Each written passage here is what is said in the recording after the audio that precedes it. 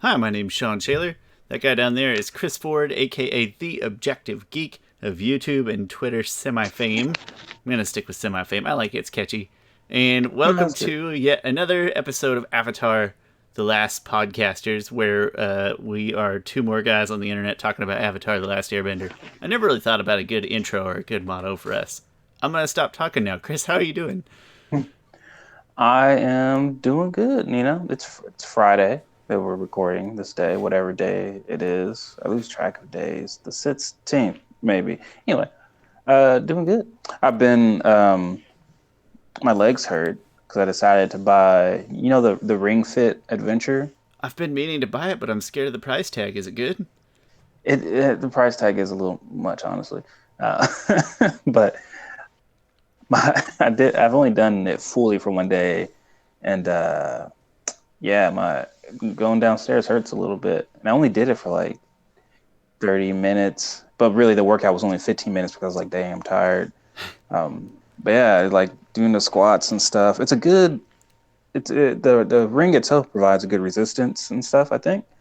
Um, and going through like the exercise and stuff. I think it's good. I think it engages you, right? The Engages the idea is to make muscles. you forget about the fact that you're doing some exercise. It doesn't do a good job at that yet. That's what I would like it to do. I mean, I still play Gold's Gym, like shadow boxing on my Wii, so I'm all about this stuff. But when I see, $80 price tag and it's like never on sale, it's Yeah. so infrequently, like it's not even in stock, that this website that I follow is called Cheap Ass Gamer, where I look for deals and things like that. They do a great job. They don't show it when it's on sale, they just show it when it's in stock places. I'm like, this is an exercise game. In 10 years, And it's going to then be next to the balance board in bargain bins, and I'm going to be so pissed. But I do want it because it looks kind of entertaining. it's so far I think it's worth it. I mean, now I've only done it once, but I think it's pretty good. Good to hear. Yeah, I mean, and maybe I think that because yeah, my legs are hurting a little bit, so that means it did its job. I But I'm just replaying Breath of the Wild 2, so I guess I could like take the Wiimotes off and like shoot a bow and arrow for real and stuff. But man, I wish that they would use more games and incorporate the ring because I think it could really work for a lot yeah, of if you stuff. like Granted, just stretched the it for some resistance, that would. yeah, I mean, like so imagine a Dragon Ball Z game where you take the ring right and you hold it and like you press up against it and that resistance and how much force you Kamehameha! put on it determines how powerful your Kamehameha is. Like the possibilities are there. Granted, the Joy Cons themselves are so freaking responsive, and so they're better than the Wii They was, and they're not even IR. they are impressive pieces of technology. Like in the end, the Wiimote is really just a remote, but these Switch nunchucks, these Switch, what do you call them? Uh, Joy Cons. Joy Cons. Thank you. You just said it. I don't know why I couldn't remember. They're pretty impressive pieces of technology. But I'm a tight ass, so I'm just playing Breath of the Wild. And God, the game's great That though. It's amazing. I haven't replayed it that much. Most of my kids just play it because I don't know. It's such a long game. I feel like I've done all the exploring I've cared to explore, and I'm like, all right, it I was don't. well worth it. Like the game is worth $100, Oh, honestly. Like how much you easy. get out Yeah, of it. $1 an hour. You're 100 hours. My wife likes to do the shrines and things like that, which I just don't care for as much. Like they're fine, but I would much rather just explore and try to find Korok seeds and fight bad guys. And so we actually still share an account. We probably have mutually, 50 to 60 hours on this replay, where I have yet to like participate in a shrine, except for the test of strength. She's really bad at those. Hope she doesn't listen to this. Oh gosh, that's a strain. I don't like She's those. really, I don't like them either, but she like just gets frustrated and she starts dropping F bombs. My wife doesn't drop F bombs, Mm. except then. Yeah. Uh, it's Let's see what else I got going. I was gonna say the I was gonna say something. Oh, Lakers won championship, which That's right. We haven't I, recorded since the Lakers won a championship. I got a little scared because on our previous episode we we filmed it a week earlier than it premiered, and I said, all right, well, by this point, the Lakers should have won the championship by now, because I predicted 5 games. But the Heat No, wait, no, were no, no, no. You sir predicted 4 games. Theo and I predicted uh, 5. You predicted did, 4. Yeah, we said I don't have Lakers in my 5. official You prediction. were officially at 4. Absolutely. No, remember Don't make me go I said they would re-listen to that. win. No, I said they would win Game 3. At least between me and you, we had some conversation where I said the Heat would win Game 3. You did say what happened there was that you said if the Heat win a game, it Okay, will be okay, Game 3, and so I'll give you all that. right. But then they That's ended was Game that was 4 good. as well, or No, they won Game Game 3 5. and 5. Okay, Oh, if they won 2 in a row, that would that have would have been scared me a little bit because wild. momentum shifts, Don't be upset, right? but I was one of the like millions and millions of more people that watched football instead of watching Game 6. They had it wrapped up. I wasn't worried about them yet, and I don't love either team at all. And I don't, for what it's worth, I don't love a ton of NBA teams. I watch the Celtics the most because I really like Brad Stevens, and I don't really like the Heat either because I don't like Pat Riley. I don't like these. I don't. It's fine. It's fine. Congratulations, Lakers. We haven't recorded since Lakers won. Theo, congrats, buddy. This win is for the real Lakers fans, not LeBron bandwagon fans. This is for the real Lakers fans. They had to suffer through some a little bit of rough years, right? We had to suffer through Chris Paul trade that got declined, Kobe Achilles tear, Kobe's death. I mean, everyone suffered through that as much as a person not knowing him could suffer through it. And this is Lakers' 17th championship, which ties the Boston Celtics for the most in NBA history. And honestly, do we even count those Bill Russell championships? Like, it was before the NBA was even whole. It was like 12 teams, and Bill Russell was a man amongst boys. What's that Daniel Tosh joke about putting the asterisk by Babe Ruth's name for hitting home runs Yeah, before black people were allowed to play? exactly. All right, well, at least black people were in the NBA when Bill It's like, Russell won his championships. But let's say the competition was like literally less in a literal number of teams. Wait, I'll give you that.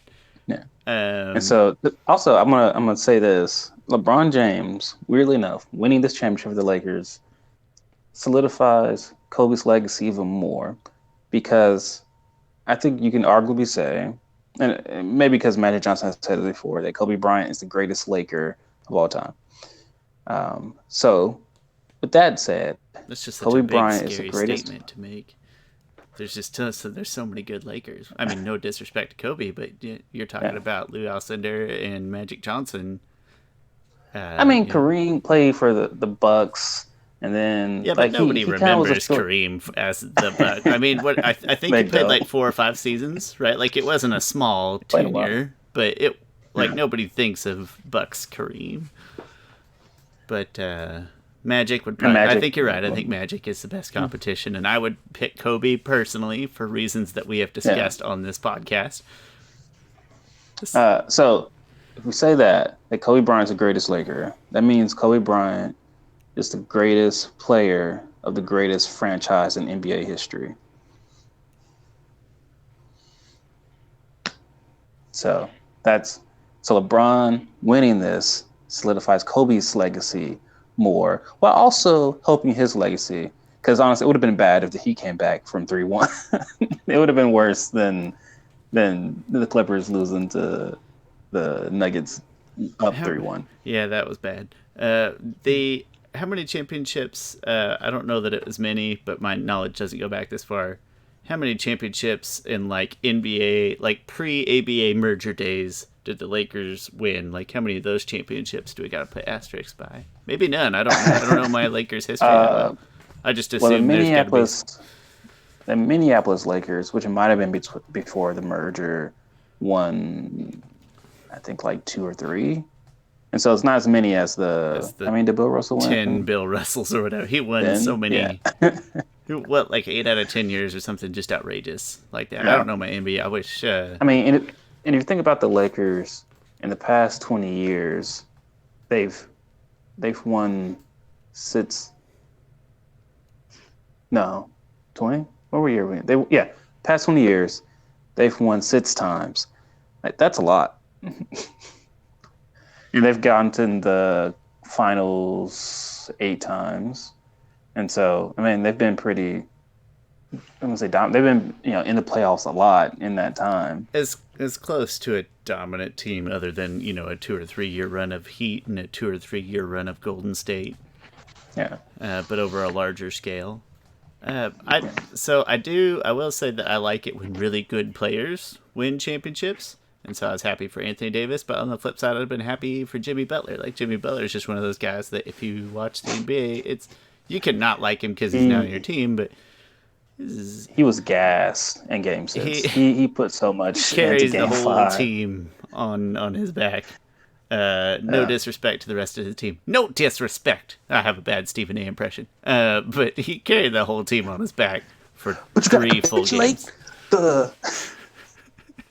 No disrespect to the man. Well, congratulations, Lakers. And long story short, we were all wrong with our predictions because nobody said 6 games. So, Jimmy Butler, way to make us all look stupid. Little victory in that sense. Before we get anyway, I think that's out. Go ahead. Before we get further into news, I want to apologize to the YouTube watchers, which I think constitutes the vast majority of our watchers and listeners. I'm in the middle of a remodel here. I'm ashamed as a nerd that my room is as messy as it is, but tomorrow, going to put up some drywall, and then in a couple weeks, I'm mounting some TVs on that wall. I'm going to mount 2 of them on that wall over there, and it's going to be the nerdiest nerd cave of all time. I'm going to have mounted computer monitors on one side and all the game shelves on the other side. It's going to be great. So it'll happen at some point. Sorry, I'm ugly. Shawn, someone in a recent podcast video so you're about to share about harvesters. They just wanted you to put a link in the descriptions and stuff. I will, in fact, put links in the descriptions. It sounds dumb because I know you'd have been fine with it, but when I'm using your YouTube channel, I'm like, I don't want to deviate from what he normally puts in there. I don't want to ruin his mojo. Do you think I would care? I didn't know, but when I do this, usually it's like 1 a.m, so you're a little bit like not in like your best state of mind. I was like, I don't want to do that to Chris. That's not fair. But yeah, you're right. It's only 9:30 right now, or 10 or whatever. I'm still thinking straight. I will put a link in the description. That is November 14th. And I've got like 10 or 11 decent prizes. I've had some very generous donors, and there's like nothing in it for them, so I think that's really cool. Big Wii prize bundle, Switch Games prize bundle, a couple gift certificates to a few places. Main event, which is like if you like Dave and Buster's for people who don't live in Kansas City. I think there's main events outside of Kansas City. I don't know where. Dave and Buster's. I believe there's one in Tulsa. There's 2 or 3 here in Kansas City, and they gave like a $300 gift certificate type Holy thing. Crap. Well, right, but there's a catch. You just call them and they... You have to like enter a drawing for them, which was weird. I had to win a drawing to get a prize to put in my drawing. But there is a catch is that you can't win prizes with, it's like a free play. So it's like 5 members of your family get 60 minutes of free play, but you don't win tickets on free play. Or that like... there's bowling, like you get free bowling for an hour for a family of 5 or 6 or something, but they don't include the shoes, so it's like $300. There's a catch to like everything on there, but it's still a very generous gift. Like I said, they get nothing out of this, so goodness of their hearts. So yeah, got some cool prizes. I'll put links in. November 14th, $5 for a ticket, 5 tickets for $20, and Harvesters is really great, especially during a pandemic. They feed lots and lots and lots of hungry families. Yep. Thanks for the reminder. I appreciate it. I will go forward with the confidence that I'm going to slap some links in your videos this time. All right. All right. My latest videos. I don't have any real latest videos. I have a few ideas of things to work on. So hoping to maybe get a video out maybe next 2 weeks or so. No promises this time. I didn't really make it because last time I promised like on a Friday and I got it the Saturday, but it's still inspired me to get it done. You probably had it done before the video was posted and watched. No, that's not true, but it could have been close. Yeah. But before we get into the episode, Shawn, there are a couple things, couple news, couple nits to pick that, I'll go with the news first. Avatar news, the Katara, like Pirate Silver comic book came out Tuesday. I've not picked it up. I've not read it because I'm not that interested in that comic, to be honest. Because it takes place like within between books 2 and 3, and it's just Katara. And to me, it's not going to add anything to the lore. It's just going to add things to the wiki. And so I'll read it at some point. I'm not in any rush to That read sounded it. really deep. It's not going to add to the lore, just to the wiki. That was really profound. Um, yeah. Other Avatar news, which I'm really excited about today. Like, very excited about. So Avatar so far does their toy licensing through Diamond Select, which I've bought some. I have this one, and then I also have um, the Avatar State Aang, and they're kind of okay. They're fine. They're fine action figures, I guess. But It's I even funny think that they're like action when you figures. showed it, our webcam quality is like not so great. So when you showed it, it made Aang look kind of translucent almost. Like kind of, it made me think This of is not the ET. translucent one. Okay, there we go. There we go. The glare just hit funny, made me think of ET for some reason. I mean, it looks fine as far as an action figure goes. Yeah, it's fine. I mean, so they have so far they've gotten 3. They they have they have 4. They will be coming out with a Philo Ozai and a Toph one, I believe. But they're okay action figures. I mean, I don't really love them, but they're okay. But big news today was announced that that another toy company has gotten licensing to some Avatar toys, and that is McFarlane. McFarlane Toys, I think, makes some of the best action figures. Which I'm not a huge. I say that I'm not like a huge action figure person. If I see one, I'm like, oh, that I like, I get it. But McFarlane has just recently gotten like DC's licensing, and they've done such a great job compared to the previous licensors. Like just the way they make the toys, like they're just well built. They're great trans. Um, I can't think of the stupid word. they it's a great transition into a different medium. So I wasn't even that excited when the toys first came out, but like I collect them like I collect pops. Like they're that good of toys. Like I have a bunch that I haven't opened yet. Like so, this is how McFarlane boxes their DC toys. This is one of them. This is Very Batman attractive from another. packaging. Yeah, like they just do a really good job of just the details and everything. I feel like these are just the pinnacle of what action figure toys should be. So they announced that they'll be making McFarlane toys. Announced they'll be making Avatar: Last Airbender toys and Legend of Korra toys. So I'm really excited about that. Especially Legend of Korra. Legend of Korra hasn't gotten any action figures yet. I think Only McFarlane gotten has like, also got licenses with, I don't remember which professional leagues, but I think they make a number of oh yeah, professional sports yeah, figures too. So, surely that's a good thing.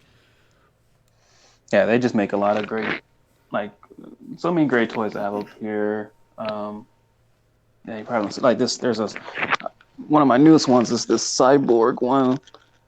So it's also from a comic book. So if I mean, not comic book, a cartoon. So this is like you've seen Teen Titans. This is Cyborg from Teen Titans. It's a pretty great action figure, I think. Like they're pretty sturdy.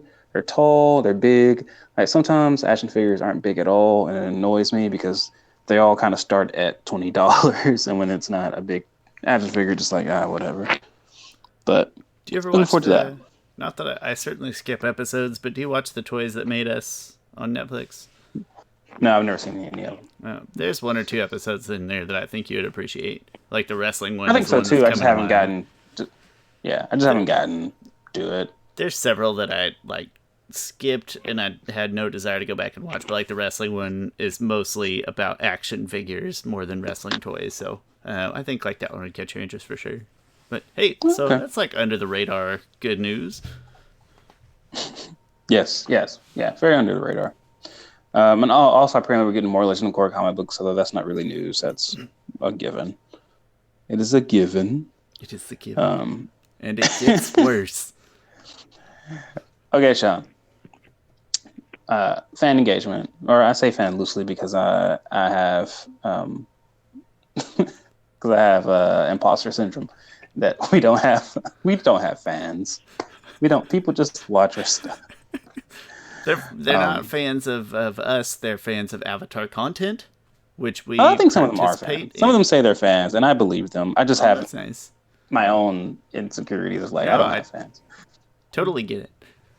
Some people, not all of you. If someone's listening to this, you're not a fan. I didn't mean to call you a fan, but thank you for listening. I, d- I Anyway, don't have insecurities. I just accurately know that nobody likes me. That's different. It's not insecure. It's truth. I'm listening. Go ahead. okay. A person has a nit to pick with you, Shawn. Please. So they said it's a good nit to pick. It's fun. Well, that's fair. So Watson 97 in our the Revelation review, he said, "Oh come on, Shawn, that's 2 times now." Apparently, you have like when we talked about fan engagement before, like our fan appreciation thing. You've like you've been trying to find the name of someone, and you will say Watson's name, but then you be, oh wait, no, it's not him. Apparently, you've done that like 2 times. And I noticed it one time, but I didn't notice it the other time. So you know He what's sad says, is I not just last podcasters. I follow this person on Instagram. I think he follows me as well. So it's not like just like working through the site. Like I actively follow this person. Okay, I'm sorry. Go ahead. Hit me it with it. says, "Oh come on, Shawn, that's 2 times now." Teased me by bringing me up in the previous fan appreciation, and said, "Never mind, that's not who we're talking about." And then did it again on this one. Oh, sorry, dude. That's so Uh, hilarious. Barry, I believe, is your name, and I'm not gonna not bring you up this time. Thank you so much, not just for your participation, but in general, we share a lot of similar interests on Instagram, and my personal Instagram is better for your presence. Thank you for being a person I, who enjoys our content, I hope. I told him that I will make sure you know how much damage you're causing. Then he says, "LOL, his jubilant and carefree nature, once quite beloved, has become destructive." So, on that list. It's got me in a nutshell. It's like, oh, this guy just is probably this lighthearted. That's probably good. And then later on, they're like, this guy didn't care about anything. Uh, the the thing that gets me when we're talking about like interactions and stuff is I try to keep an eye on our YouTube or sorry our iTunes reviews. The YouTube, the thumbs up to thumbs down ratio is excellent. I think. But the iTunes reviews, there'll be, we've got a number of 5 stars with like nice comments, and then there's even like a 1 star, but with a comment. We've talked about that one before. But then there's like 1 stars without comments. I'm always like, you should have to say something if you're gonna leave me 1 star like that. Like, give me something to work off of. And so I'll just Yeah. stare at those and I'll try to guess. I'll just start talking myself into. I wonder what parts they didn't like. Maybe they tuned into a bad episode, like the Disney episode where we got top 5 Disney movies, and they're like, "I hate Hercules," and they gave me a 1 star because I said Hercules. And then I'll just sit there and talk to myself while I stare at this 1 star review with no explanation for like 30 minutes. But for what it's Yeah. worth, Yeah. the people that leave good reviews, or even the people that have left lower reviews, but they've said like nice and or constructive things, and that's really nice to hear. Like that makes me feel like people are actively engaged in what we're doing, Yeah. and they're going out of their way to leave that feedback. So that's pretty cool. Thank you for any Yeah. feedback via any social medium. Yeah.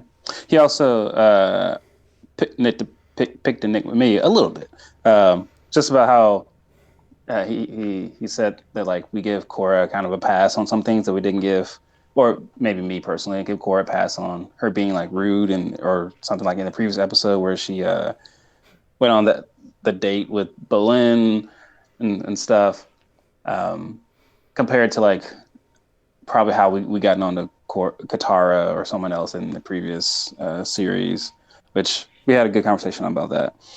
Um, so at least Shawn, you're not alone in that. And also story elements and how like I probably rated some story elements in Legend of Korra higher than some episodes and like Avatar. But I think that comes down to like the stories are so different in their approach that Avatar stories are episode stories are usually self-contained, and it doesn't greatly expound on the plot of the story, or and so Korra kind of just does that more. Although I think in the previous episode, my story rating is probably a little high. But I haven't given you ratings for this one yet. Doesn't matter. We'll figure it out. You gave them to me last time, and then we got really tired Oh because we were yeah, I talking with. did. Okay. We talked a really long time with Theo because we had a great time. So I think I've got them in there. If we get there and they're like way off, then you can pick another knit with me, and that is absolutely fine. And as far as the Korra thing, you could be right. Although I would like to think that I am slightly harder on Korra or slightly less forgiving of Korra than you, and like personality wise I mesh much better with Aang. So I'd like to think maybe between the two of us there's at least some semblance of balance. Like if we are leaning one way or the other, that there's some kind of give and take. Yeah, and he brought up how he brought up the episode that I was probably the most harsh on Katara, which was oh wait. Or harsh on Aang. No, Bottle of the Water Tribe. Which Bottle of the Water Tribe? Well, it's just a crap episode, yeah. Yeah, and so the thing is, I know in season 2, I'll have probably more negative things to say about Korra. But in this first season of Korra, especially, there's no downtime. Like there are 10 episodes of like, hey, we gotta get this humongous story arc across in 10 episodes. Like, not to say there's not bad episodes, but there's a lot going on in this season. There's not a lot of downtime. But yeah, hopefully we have some semblance of balance. Like I said, I tend to be a little more defensive of Aang than Korra, so if you're the reverse, some balance. Aang sucks, Shawn. No, I'm kidding. I like Aang. Is that like an Airbender joke? Like Aang sucks or blows? Aang blows. That would have been better. Anyways, that's good. Hey, let's and that on that segue, let's jump into this episode. I am very excited to talk about this episode. It's kind of wild. You ready to roll? Good. I am. We've been talking for like 26 minutes now. Oh, that's just fine. about 27. That's fine. Yeah. For what it's worth, for other people, it's like, yeah, when we record bi-weekly, so then it feels like we haven't talked to each other in like 2 weeks, and people win finals championships, and other weird stuff happens, and also go vote. That's right, go vote. All right, I'm done. Okay. At first, I was like, wait, then are we not going to have a podcast again until after everything will change? I think you have to have registered. Registration is over now. My mail-in ballots just came in the mail today, so hopefully you're starting to get, if you did mail-ins, hopefully they're starting to show up at your house. And then go drop those in ballot boxes. If you're concerned at all about the mail, there's ballot boxes, official ones everywhere. They're big, they say it, and you put your mail-in ballots right in those boxes. I am voting in person because it never takes me that long to vote, sadly, compared to other people. We are geographically blessed about being able to vote in person, if you want. It makes me like when I see like huge lines of people voting, like being like, oh yeah, it took me 2 hours, 5 hours, 10 hours, we're waiting. And I'm like, man, that's great. Like, I'm glad you guys are so committed to this democracy. But it should not. Yeah, like I've voted, since I've been able to vote, dozens of times. Yeah, well, maybe not dozens of times. Dozens of times. How the hell old are you? I'm 32. So what have you? Yeah, voted? That makes sense. No, that doesn't make sense. You voted like 5 times.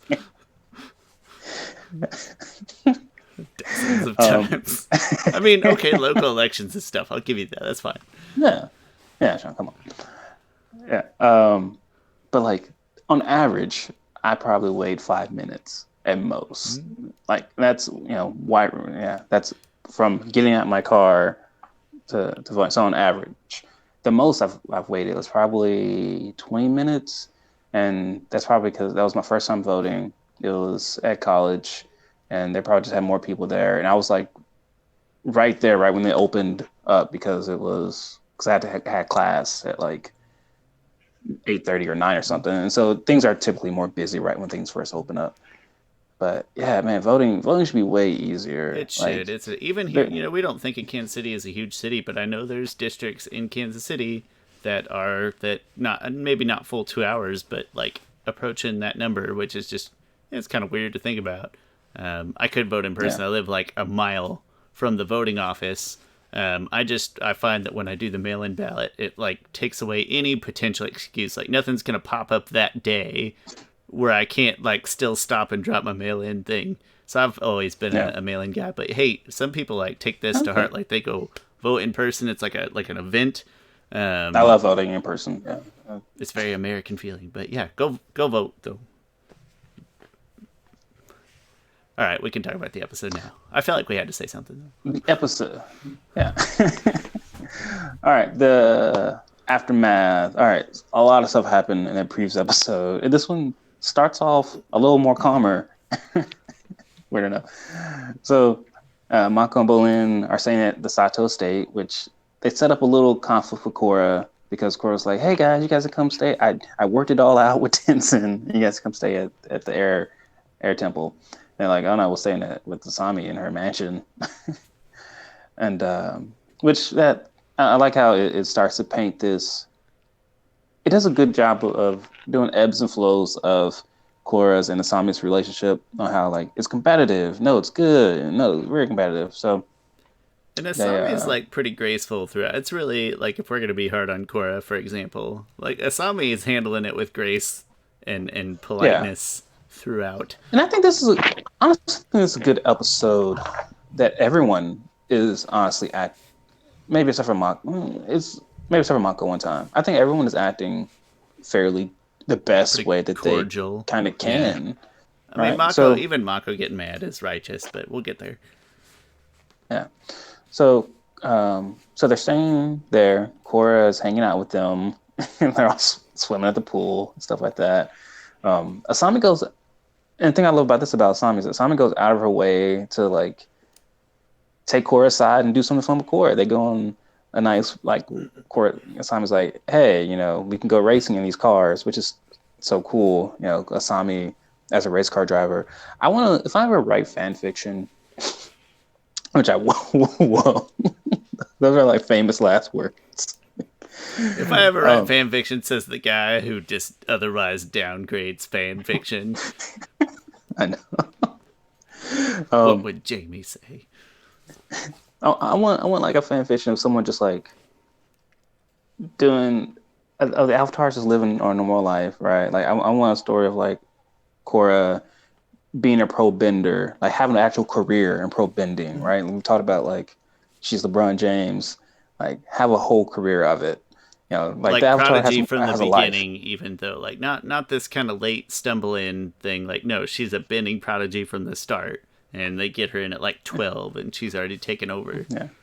Well, I mean, just like right now, like right, she was in pro bending. They went to the championship. Just have her continue her career as a pro bender while also being the Avatar.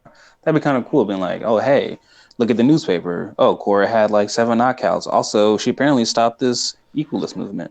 Like it would just add a couple layers to her. I want to see her dragging Zydrunas Ilgauskas and Booby Gibson to the finals as like a 12-year-old or whatever LeBron was. I want to see that. Yeah. He was 18 and he already had more facial hair on his face at that one time than I'll have in my whole life. It's astounding. So Korra and Asami are like living their life, right, together, living wherever they're living at, living the married, well, maybe not married, I'm sure married life. And like Asami is a race car driver / entrepreneur / business woman, and Korra is the Avatar / pro bending person. Like they're just excelling in life. But I just like the idea of avatars having other things in their lives besides trying to keep the world in balance. Normal, but rich person normal in this specific episode, which you never got to see from Aang at all.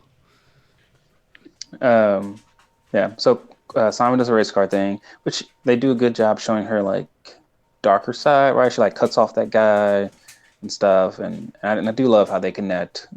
A lot of people like speculate like this is when Asami knew she was trying to hit on Korra. Maybe trying to get Korra showing off a little bit, like subconsciously. I don't know. I wouldn't argue. Yeah. I just never mind. I was about to ruin a show, and I don't want to mention it now. Oh yeah, don't do that. Yeah, because anyway. Anyway, So Korra's there, and then she sees Sato in his office talking about Cabbage Corp. Oh, we didn't mention that. Cabbage Corp came back. Or not came back, but the Cabbage Man's legend, his legacy lives on in Cabbage Corp. And then he gets like framed or something in this episode, right? Yeah, yeah. Yeah, the episode starts off with them raiding Cabbage Corp, and then there's a statue of the Because he Cabbage was Man. framed, Chris. It's not his fault. And he's like, "No, not my Cabbage Corp." And then, of course, Avatar fans all laugh at that because of the callback. I laughed at that. Where's Foamy Mouth Guy now, Chris? You know what? Dead in a ditch or something. He's I don't know where he's at. dead in a ditch. Wow. That got pretty dark. I don't know where he is. Dead in the ditch. I feel like he has some drug problem that makes him foam, probably. Well, it's obviously rabies, and I don't know how long you live with rabies, but there's no known cure, according to the movie Cujo or something. According to Scrubs, there's my favorite episode of Scrubs. If you ever watch Scrubs watch this episode. This episode's called My Lunch. It starts off, there's 3 patients, and do you know Dr. Cox? Mm-hmm. All right. So Dr. Cox has like 3 patients. They all need transplants or they're going to die at some point. One person needs, they all need various things. One person needs a kidney, and he could probably last, a couple months without a kidney. But this patient comes in, they know this girl, and she was like, and they saw her at the hospital, or they saw her out while they're treating these 3 patients, like during the same time. And like they see her, and they know her from before because she came to the hospital, and she's like really annoying. She just like talks her head off. And JD is like, man, I'm so annoyed by her. I'm so annoyed by her. And she was really annoying to JD. And then the next day, she comes into the hospital and she dies, or she's dead. She's dead, but she was a donor, so she can donate to these 3 people. And JD like blamed himself for her death because JD is like, she was annoying because there were signs there that they think she killed herself. She was saying she was telling them like, oh hey, I'm lonely and stuff like this, but she was like still being annoying about it. And Dr. Cox was like, listen, you can't blame yourself for this death. Like if you do that, you'll go down the wrong path. All right. So then they use her kidney, they use her organs, and they donate them. Patients start feeling good and everything. Dr. Cox is feeling great. He saved 3 people, and JD is still feeling bad about it. And Dr. Cox lifts him up, tells him like, listen, you'll save more people. You can't weigh this down, or you'll never get over it. You'll never be a good doctor. You'll never be able to live with yourself if you blame yourself for your patient's death. And especially this one, because this one didn't even come into the hospital. We just met her out in the wild. And so all the patients start crashing. Like the organs start failing and everything, and they don't know what happened, why it's not working. Turns out she did not kill herself. She died of rabies, and Dr. Cox is like, I was so in a rush to get organs for these people that so far since like 2 people died, 2 of the 3 died, and he's blaming himself. He's like at lunch, or he's in the on-call room. And he's just like so frustrated. Not frustrated. He's saddened and ashamed, and so many feelings that I'm sad Johnson right now, man. did. Tugging at my heartstrings. Yeah. So 2 of the 3 patients dies, and he's feeling down. So JD, right? He no longer has that burden that he had in the previous episode because she died of rabies. She didn't kill herself. He goes and talks to Dr. Cox. Like, listen, you told me this isn't your fault. Like, you can't blame yourself for this. It's like, all right, I brought you some lunch, and we're going to eat it together. And right when JD feels like he's going to get to Dr. Cox, he's going to save him. He's going to pull him back. They get a page on their beeper, and Dr. Cox is trying to, and the guy who he's a kidney patient with, who he was the last one who was surviving.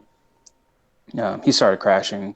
Dr. Cox is just trying to resuscitate him, and he dies. And Dr. Cox is just mad. He just flips everything over. It's some great acting by Johnson McGinley. He's just like, no.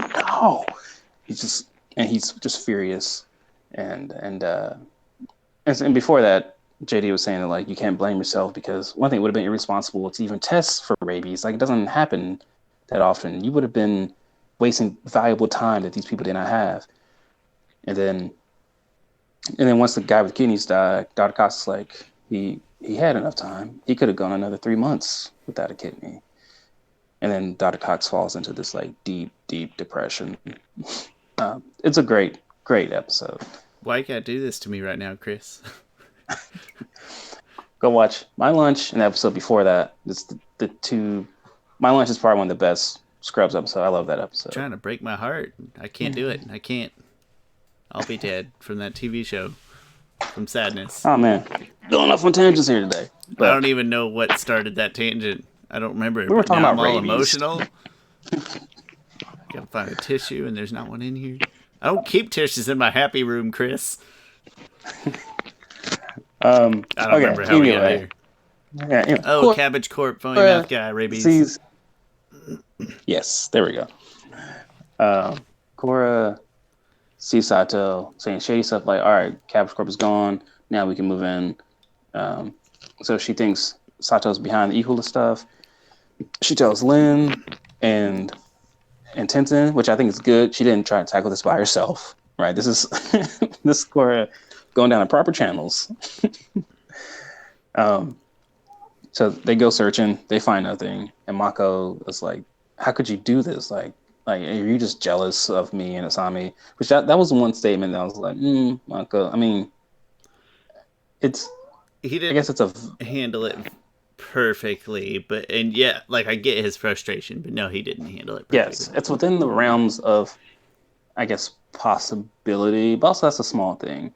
But Korra's like, and you can tell Korra's not doing this because she might be jealous of Asami. I mean, because also before that, she seemed to be friends with Asami.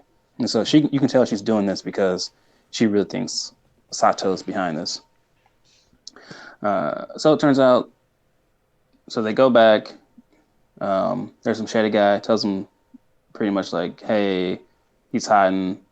They search his estate, they don't find nothing. The shady guy says, hey, he's hiding all his stuff underneath his house. They go back down and look, and in the workshop behind the house. Yeah, the workshop behind the house. There, and Lynn does her seismic sense thing, which is cool. That was the first. I geeked out definitely the first time I saw that. I kind of dug it. It's like, oh, she's doing the. It would have been fine without it, but I just like the level of detail. Like, oh, she got to use her feet to feel it. And I like more sensitive. I don't know. It's nice touch. Yeah. And so they go down there. Mako and Bolin stays up with Asami, and it's a trap. Which at first I didn't think it was a trap. Even like weirdly for some reason, I didn't even put this together that Sato planted that guy, that mole, to give them information. Probably because I think that's not the brightest idea. Right? There's just too many loose ends for how that could have gone wrong. I wasn't fond of the idea that it was set up, but it's just a loose end that may not have worked out. I mean, I guess if the Avatar is so sure that you're behind this, and she has great influence over Tenzin and the police chief, and I guess maybe if you're that worried about it, you take that risk and you try to capture the Avatar, and Lin, but then you just it's a dumb, to me it's not a great plan by a smart guy. that's the worst part I would say of this episode, because to me you got the public perception that you're still this outstanding person. They searched your place, there's nothing there. All right, you don't have to force the hand even more.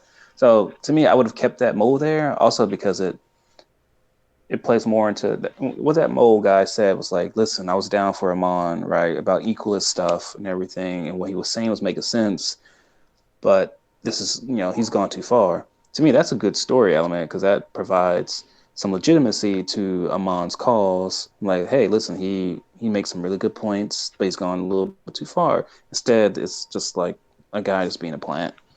And it's a shame because it's a very believable pitch. Yeah. No, I agree. I don't care for the timing. I feel like there's too many ways that it could have backfired, and it kind of does. Yeah, it does. Yeah. It's okay though. It's minor Yeah. detail. Um. So then it's a trap. Sato's been making mech suits, which is really cool steampunk mech suits, which he says are made of platinum, which apparently I don't know the properties of platinum, but apparently it is more pure than than metal. I don't know either, but it sounds fancy, so I'm on board. I know when I'm Yeah, playing Dragon Quest, I buy platinum swords. but I do think there's a good fight here. Oh man, seeing Lin, And it's like Alien, and he's in the mech suit and stuff. Oh, it's a lot of fun.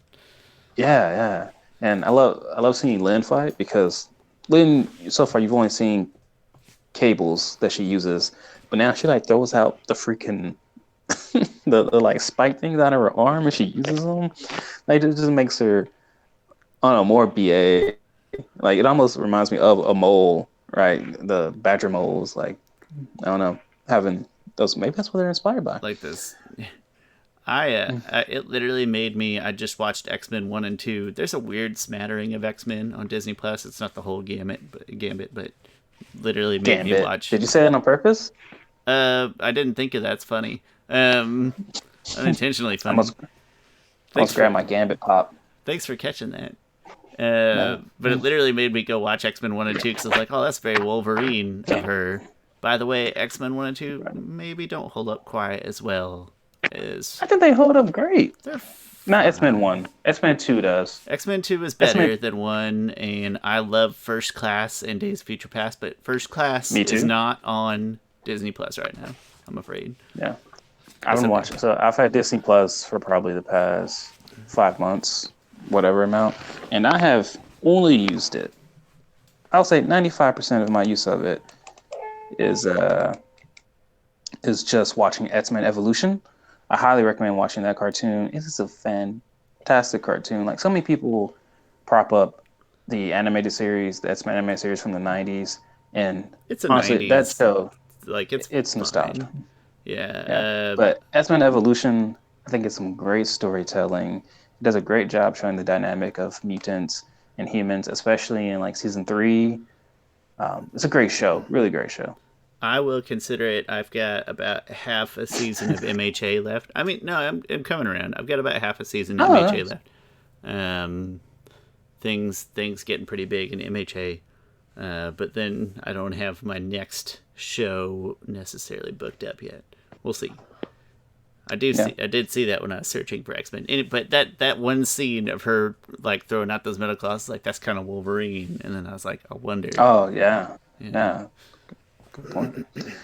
But then they get beat by the mech suits, and then Mako and Bolin gets down there, and they try to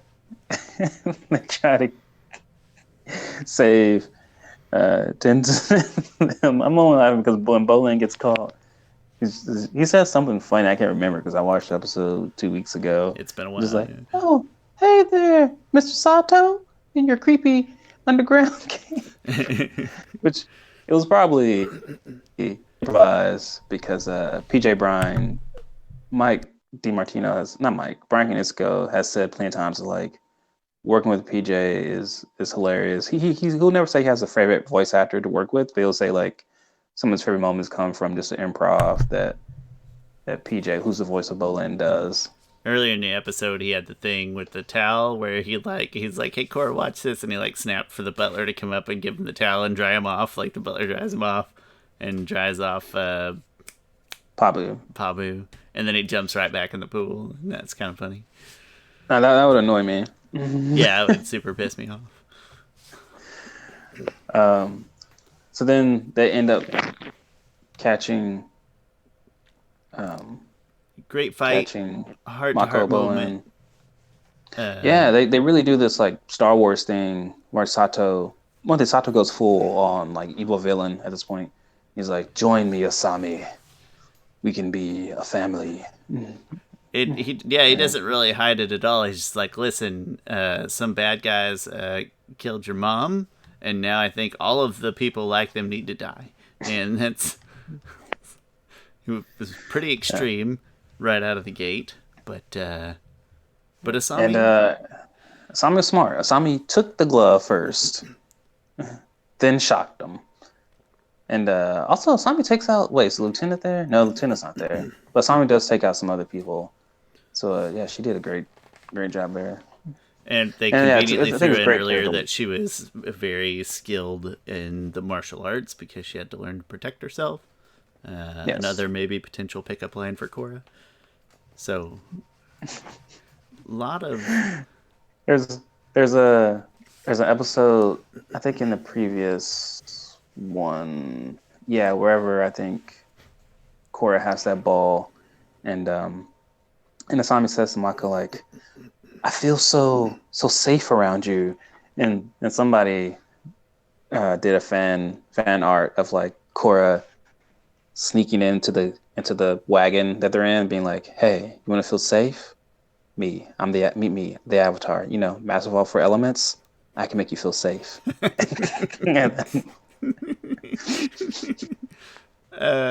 So this is a case where I don't remember a lot of details from the show specifically, but I remembered that Asami like made the right choice. So like I wasn't surprised when she did it, and yet it was done very well. It's a lot of drama, and so even as I was watching, I was like, "Does she do this right away? Is this like right now? Is this it?" And so even knowing the outcome, they still did a really nice job like building up the drama before she zaps her dad. Because she is Yeah, a strong, independent woman. Way to go, Asami. That was she beautiful. don't need no man. She don't No. need a father. I mean, she didn't need Mako. I mean, even Korra then was like, "Hey, go check on Asami. She needs you." Because Mako then apologizes, like, "Oh, sorry, I accused you of just being jealous, and you were legitimately concerned about the world." And you were just, and then proceeded to walk us into a trap. Yeah, a very well laid but poorly timed trap. Yeah. And I don't remember what else Yeah, happened after that. that's pretty much the episode from there. I think so. I felt bad because I watched episode 2 weeks ago and I don't have as much. Well, Uh, for me, it was even like 3 weeks ago because like hmm. I didn't prep. I didn't incorrectly prep for our NBA avatars video that day. I incorrectly prepped like that whole week, so I had already watched the episode. So it's been a while. But hey, nobody said anything like too harsh on YouTube. Nobody's like, I'm gonna stop. One of those 1-star reviews is probably because I don't know how to listen. They didn't say it, but that's probably what one of those 1-star reviews is. Um, Gosh, that was a lot of fun though. I can't wait to do NFL. Anyway, yeah, great episode though, and it really does start off very chill, and there's a lot of like quirky, goofy humor and campy, sitcom-y stuff, and at the end you get this beautiful, dramatic, probably in the top 2 or 3 important moments in all of this Hmm. season. I think. I know it's just 10 Yeah, that's a episodes, good so point. it's not a huge bucket, but it's really important turn. Yeah. All right, let's go do some All ratings. right. Ratings, story, audiovisual. Gave it an 8.5. There was a lot of good stuff with the fight. Yeah. Story, I believe I gave it an 8, a You 9. did Did I 9 give on it a this one. 9? Okay. No, I'll probably. Yeah, that's a little high. I mean, you can change it. Nothing's official. I don't. Okay. I'm giving it 8.5. Okay, eight and a Um, half. yeah, Asami took that's some good storytelling there, and I think I like in stories where there's conflict, but it doesn't feel forced. Like Korra has conflict with Mako and Asami, and they have conflict with her, but it's all a reasonable conflict. So I really like that. Conflict And that would feel forced. You kind of touched on it earlier. Was that like, what if I'm so sorry, Korra had decided to like take on Sato herself, and it would have just been like mm, her against the world, and that would be like a very easy thing for any TV show to do. Is like, oh, she's hot headed, so she's gonna barge in. But I hate when that happens. When like the easiest thing in the world to avoid that would be go tell mm, Tenzin and Lin. And she did, and we still got a great yeah, episode. So that's the difference between like good organic conflict and forced conflict for the sake of TV reasons, I guess. yeah.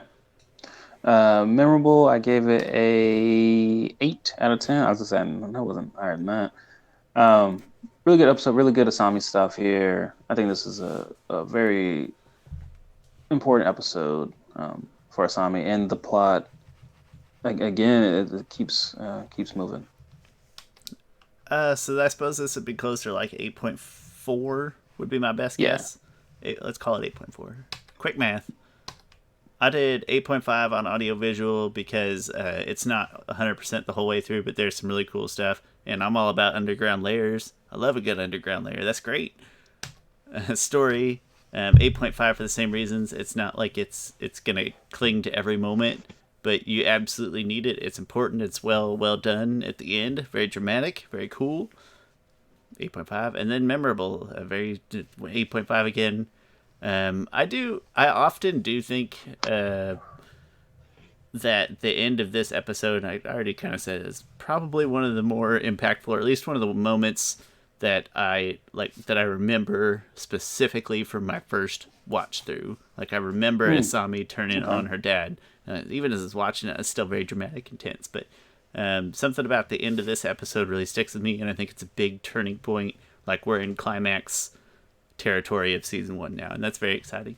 So 8.5, I'm presuming that puts us at 8.4 and a half, so 8.5, which is, hey, that's a solid episode right there. Yeah, great. It's a great episode. This Legend of Korra only picks up from here. It doesn't stop, which is such an interesting dynamic between it and Avatar: Last Airbender.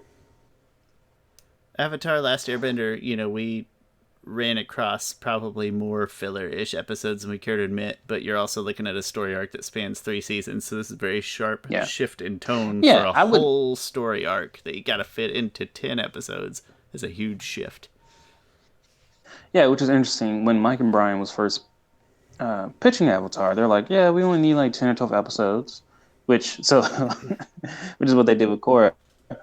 But then the execs came back and was like, "Well, hey, can you do 20 episodes a season?" And they're like, "Yeah, sure, we can." Which I'm really glad they did that, because to me, out of those filler episodes, I would only get rid of like 3.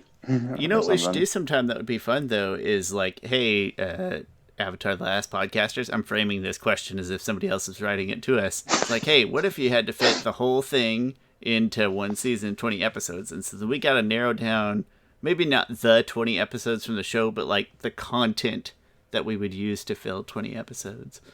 That'd be fun. Okay. Yeah, I mean, I used to think about that, like how I would cram a season into like a 2-hour movie. Like what episodes are vital. And then M. Night Shyamalan comes along and is like, I know how you could fit it into 3 movies. Go away, M. Night. Get out of here. What are you doing in my house? Yeah, so, it's hard to believe that we've only got 3 episodes left. It feels like we just started. But again, it's just that shift in pace and tone and everything. And it's exciting. I'm super duper digging this season on this watch through. Yep. And that's all I got to say about that. Next week we're going to do something a little different. I'm going to go back to a what if episode. We haven't done one of those in a while. And we talked about fan fiction earlier, Chris. That's a nice segue, because the things that I came up with for our next episode are very fan fiction-y. So come join us next week for that. In the meantime, I'm Shawn. That's Chris, a.k.a. The Objective Geek. We are Avatar, The Last Podcasters. And I will post links in the description, and then go back and check out all of our other stuff as well, and other hand motions that you want to make. Audio only people, Chris is making lots of hand motions. It's very entertaining. Go check out the YouTube videos. You know what? Audio only people, if you really are audio only, kind of across the board, go check out Chris's channel on YouTube. He has lots of other not hour-long pieces of content, much more like 10-minute, palatable pieces of great Avatar and TV show content. So if you are audio only, have a minute, hop over to YouTube and search The Objective Geek, because the whole show, our show, benefits from that as well, from your viewership. So thanks a lot, everybody. Come back next week, and we'll talk to you soon. I'm shaking now. I'm just cold.